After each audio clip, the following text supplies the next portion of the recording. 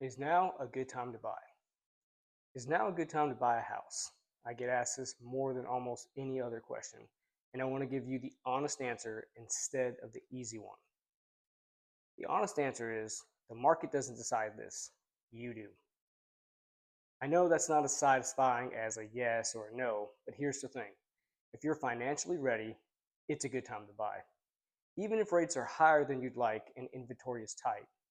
And if you're not financially ready, it's not a good time, even if rates drop tomorrow and there are 10 houses to choose from on every block. In this video, I'm going to answer the 5 questions I get asked the most around this topic. Can you afford the payment? Should you wait for rates to drop? How much you can actually qualify for? What happens if you buy now and refinance later? And whether you're missing something by waiting. By the end, you'll have an actual answer for your situation, not just a market headline. I'm Jeremiah Seldow, the mortgage medic. I'm a loan officer in Texas with hook and ladder lending. Let's get into it. Can I afford the monthly payment? This is the question that actually matters most. And it's not about what a lender approves you for. I made a full video on this. Check it out. The bank's approved number and your comfortable number are usually 2 different numbers. The fast version? Aim for your full housing payment. Principal, interest, taxes, insurance, everything to land around a third of your gross monthly income. Not the max a bank will allow. A third.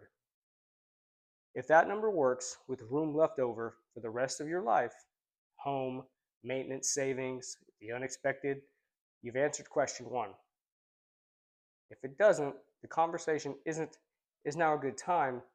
It's what needs to change before it is. Question 2. Should I wait for rates to drop? Rates have been holding steady, or simply put, rates are what they are. So if your plan is to wait for rates to drastically drop, I want to be honest with you. Most economists are not predicting that. Waiting for a number that may not come is not a strategy. It's a delay with hope attached to it. Waiting for rates to drop before buying is a great plan. So is waiting for a perfect day to start that healthy lifestyle. Let me know how both work out. Here's what's actually true and useful. If rates do drop after you buy, you refinance. We'll talk about exactly how that works in a minute. But waiting on a prediction that may not materialize while paying rent that builds you no equity is a real cost, not a hypothetical one. Question 3. How much house can I qualify for? Qualifying comes down to your income, debts, and your credit score. I've covered this in other videos, but here's the point I want to make in this context specifically. Qualifying for a number is not the same as it being the right number for you right now. I keep saying this, and that's because it's the single most common mistake I see. Buyers anchoring to the biggest number a lender will approve instead of the number that fits their actual life. The real answer to how much can I qualify for should always come with a second number attached. And that second number is the one that matters when you're deciding if now is the time. Next question. What happens if I buy now and refinance later? I want to answer this one carefully because there's a popular piece of advice floating around that is very nuanced. The idea that you should buy now no matter what and just refinance later if rates drop. This depends on your comfort level with your current payment, and here's why. Rates dropping is not guaranteed. Nobody, not me, not an economist, not a headline, can promise you rates will be lower next year. Most forecasts expect modest easing, but modest and guaranteed are not the same word.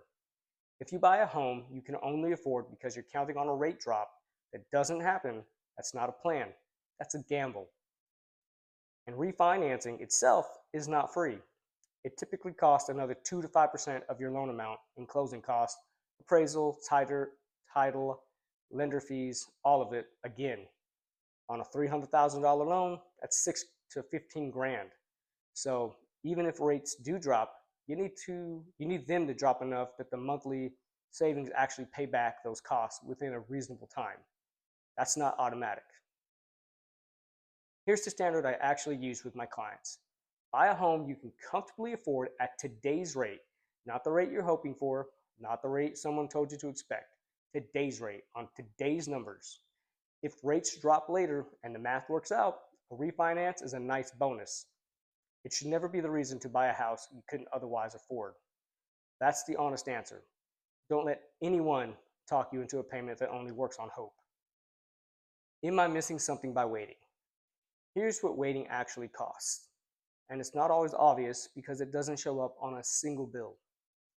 Every month you rent instead of buy, you're paying for housing with zero equity built. That money is gone, not invested in anything that's yours. Home prices nationally are expected to rise modestly this year. Not wildly, but it's not nothing either. If you wait a year for a market condition that may or may not show up, and prices tick up even modestly while you wait, you didn't actually win anything by waiting. You just paid more for the same decision later on. I'm not telling you to rush into a purchase you're not ready for. I've told plenty of clients to wait when their situation wasn't right. That's a completely different conversation than waiting because of a headline about rates or a feeling that conditions might somehow be better in some undefined future. The actual question isn't, will conditions improve? It's, am I ready right now? Regardless of what the market is doing. That's the only question that's ever actually answered whether now is a good time to buy.